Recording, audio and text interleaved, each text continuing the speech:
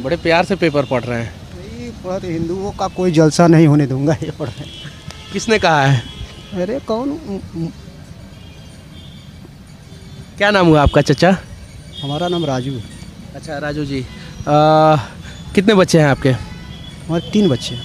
पढ़े लिखे हैं? हाँ, पर तीनों 8 तक पढ़े हैं। आप कहाँ तक पढ़े हैं? 8 तक मैं भी पढ़ा हूँ। और बच्चे कहाँ तक पढ़े हैं? 8 तक वो भी पढ़े। बच्चे को ज़्यादा क्यों नहीं पढ़ाएं? अब भाई काम में कहाँ इतना वो पैसा खर्चा हो जाए। पैसा खर्चा होता है। काम में कितना परिवार चलाइए, पढ़ाई लिखाई। अच्छा, इसके बावजूद भी पेपर रोज़ पढ़ते हैं? हाँ, मिल जाता पढ़ते हैं। पढ़ते हैं खरीद के? ना ही खरीदे नहीं, बगल पान वाले का है। बगल में पान वाले का। अच्छा, पेपर में क्या क्या देखते हैं? क्या क्या देखते हैं पेपर में? क्या जो जैसे ये है हम पूरा पढ़ डालते हैं। पूरा पढ़ डालते हैं? हाँ, जैसे काम नहीं है। बच्चे को काहे नहीं पढ़ाएं? मजबूरी है। पढ़ाना चाहिए था, कितनी भी मजबूरी क्यों ना हो, पढ़ाना चाहिए था बच्चे को। मान लीजिए 8 क्लास तक आप पढ़े हैं, बच्चे भी 8 क्लास तक पढ़ेंगे और बच्चे भी यही काम करेंगे, अच्छा लगेगा? नहीं, बच्चे तो अब दूसरा काम कर रहे हैं, प्राइवेट काम कर रहे हैं। तो पढ़ाए होते तो ज़्यादा अच्छा काम करते ना। अब क्या बताया जाए। कहाँ घर है आपका? तुर्कमान। उत्तर प्रदेश में चुनाव है। बहुत दिनों से बहुत सारे नेताओं को आपने देखा होगा। नेता कुछ करते हैं कि नहीं आप लोगों के लिए? मेरे नेता लोग क्या बताया जाए। जैसे मोदी सरकार थे तो शौचालय बनवा दिए हैं। घर में शौचालय बना है? हाँ, उन्हीं के पैसे से 4000 रुपया आया था। 4000 रुपये आया था कि 12,000? अरे 4 नहीं 8000 आया था, 2 किस्त में। 2 किस्त में, मतलब कि 12,000 रुपया की जगह पे 2 किस्त में 8,000 रुपया आया था। इनका भी 4,000 रुपया मार दिया सभी भ्रष्ट लोग। अब ज़रा सोचिए। अच्छा, घर और बना है कि नहीं? जी, एक घर वाला फार्म भरे थे लेकिन नहीं आया। खपड़े का घर था, फिर भी नहीं आया। 2-3 फार्म भरा था।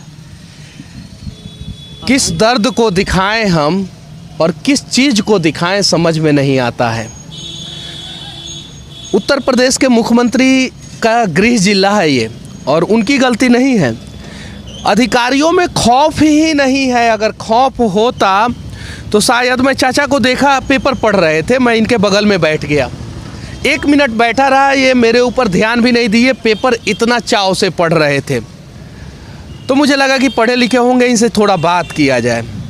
बात करने के दौरान पता चला कि ये भ्रष्ट लोग जो है ना, इनका भी हक मार लिया। अगर नहीं मारा होता तो शायद आज इस जगह पे नहीं बैठे होते, और नहीं मारा होता तो शायद आज इनका खपड़ा का घर भी, जो प्रधानमंत्री आवास योजना के तहत मजबूत पक्के का घर बन गया होता। शौचालय में 12,000 रुपया आता है, इनको पता भी नहीं है कि 12,000 रुपया आता है। इनको पता है 2 किस्त आता है, 4-4 हज़ार का आता है, 8,000 का।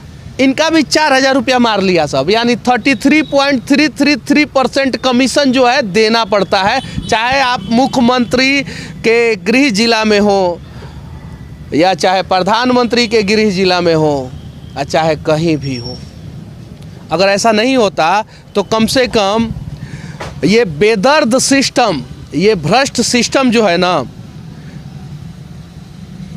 गर्मी, जाड़ा, बरसात में आसमान के नीचे बैठकर रोजी रोटी चलाने वाला, परिवार चलाने वाले का हक नहीं मारता। सही बोल रहा हूँ ना चाचा? सही बोल रहे हैं, सही बोल रहे हैं। तीनों बच्चे कहाँ रहते हैं? सब यही समारोह में काम करते हैं, घंटा घर में। घंटा घर में काम करते हैं। अच्छा, अभी योगी जी यहाँ के हैं और मुख्यमंत्री हैं उत्तर प्रदेश के, उनके काम से आप कितना संतुष्ट हैं? अरे क्या संतुष्ट है, जब मकान का पैसा नहीं मिला, 3 मरतबा ऑनलाइन किए, कोई सुनवाई नहीं। बहुत आसान है, डिजिटल इंडिया बोल देना, ऑनलाइन बोल देना, ऑफलाइन बोल देना। एक अनपढ़ आदमी, बिना पढ़ा लिखा आदमी जो है, वो 3 बार ऑनलाइन किया है, 3 बार, उसके बावजूद भी इसको मकान नहीं मिला है। कौन सा गांव आपका घर है? तुर्कमानपुर। तुर्कमानपुर? जी हाँ। गोरखपुर में ही है? जी हाँ। कौन सा वार्ड नंबर कितना है? 50। वार्ड कमिश्नर का क्या नाम है? वो अनस चौधरी, वो जो सभासद होते हैं। हाँ। अनस चौधरी। अनस चौधरी। अनस चौधरी जी से मिले थे आप? उनसे भी ऑनलाइन कराए थे। उनसे भी कराए थे, फिर भी आपका घर नहीं मिला? नहीं। मिलना चाहिए। और कम से कम ऐसे ऐसे लोगों का हक ना ही मारा जाए तो ज़्यादा अच्छा है, और ऐसे ऐसे लोगों का 33.33% कमीशन ना ही काटा जाए तो ज़्यादा अच्छा है।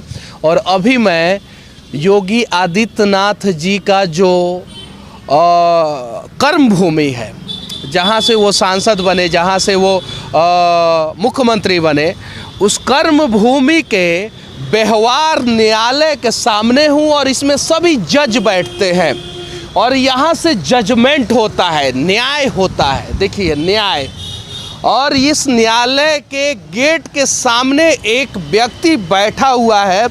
इसे किसी से भी शिकवा गिला नहीं है, इसने अपने मन से शिकायत नहीं किया है, बस हम इनके बगल में बैठ के जो है बात करने का प्रयास किए हैं।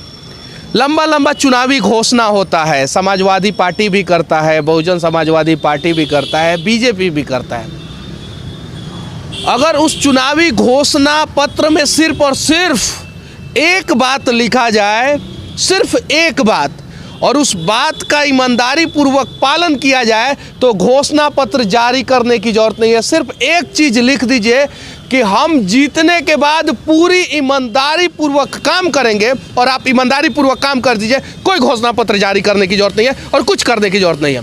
बस इस देश के जितने भी विधायक हैं, जितने भी सांसद हैं, जितने भी नेता हैं, जितने भी मंत्री हैं और जितने भी मुख्यमंत्री प्रधानमंत्री हैं, उनको एक ही काम करने की ज़रूरत है, ईमानदारी पूर्वक काम। और जिस दिन वो लोग ईमानदारी पूर्वक काम करना शुरू करेंगे, घोषणा पत्र की ज़रूरत नहीं पड़ेगी। सही बोल रहा हूँ ना चाचा? हाँ जी हाँ सही। और ये तो एक आदमी मिल गए हमें, एक आदमी के बारे में दिखा दिया हमने।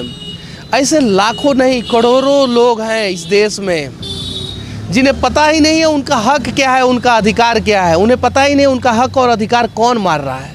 हर दिन अनेकों जज जाते होंगे, किसी दिन नाराज हो जाएंगे इनसे तो बोलेंगे यहाँ से हटो, इन्हें हटना पड़ेगा। छोटा सा एक दुकान है, आसमान के नीचे चलाते हैं, यहाँ से हट के कहीं और जाएंगे, रोजी रोटी चलाने का प्रयास करेंगे। लेकिन कम से कम जो ईमानदारी से देश का भरण पोषण कर रहा है, हम भरण पोषण ही कहेंगे, कम से कम जो ईमानदारी से देश में काम कर रहा है, मेहनत मजदूरी कर रहा है, उसका तो हक ना ही मारा जाए तो ज़्यादा अच्छा है। फिर से मैं एक बार पूछना चाहता हूँ चाचा, क्या नाम हुआ आपका? राजू। गोरखपुर में कौन से वार्ड के आप निवासी हैं? 50 नंबर तुर्कमानपुर हरिजन बस्ती। तुर्कमानपुर हरिजन बस्ती 50 नंबर वार्ड के ये निवासी हैं, और कम से कम इनका जो घर है इन्हें दे दिया जाए, और शौचालय में जो इनका 33% कमीशन काट लिया गया है वो कमीशन इन्हें वापस लौटा दिया जाए। बाकी अलग अलग जाति के लोगों के साथ बैठकर खाने से कुछ नहीं होगा, उनका हालात बदलने से होगा। और जिस दिन इस देश के नेता हालात बदलना शुरू कर देंगे, उस दिन वोट बैंक की राजनीति के लिए अलग अलग जाति के घर पे जाके खाने की ज़रूरत भी नहीं पड़ेगी। तो दिखावे की राजनीति छोड़ दिया जाए, और हो सके तो विकास की राजनीति किया जाए, भ्रष्टाचार मुक्त समाज की राजनीति किया जाए, और दबे कुचले लोगों को इंसाफ दिलाया जाए। बाकी हमारा ये प्रयास कैसा लगा आप लोग कमेंट करके ज़रूर बताना, और हो सके तो सोशल मीडिया का सही इस्तेमाल करते हुए सही चीज़ों को दिखाना, ताकि समाज के कुछ लोगों का भला हो सके, समाज के कुछ लोगों के लिए इंसाफ हो सके, और समाज भ्रष्टाचार मुक्त हो सके। जय हिंद।